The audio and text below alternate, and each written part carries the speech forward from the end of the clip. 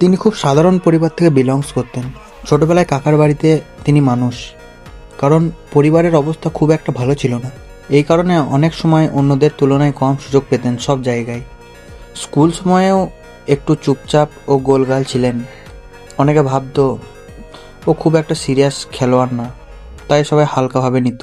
তবে তার শুরুটা এতটা সহজ ছিল না। ক্যারিয়ারের শুরুতে ধারাবাহিকতাও খুব একটা ভালো ছিল না। অনেকেই বলেছিল ওভাররেটেড। তবে সুযোগ জীবন বদলে দেয়। ওপেনার হিসেবে একবার সুযোগ পাওয়া মাত্রই নিজেকে সে প্রমাণ করে দিল।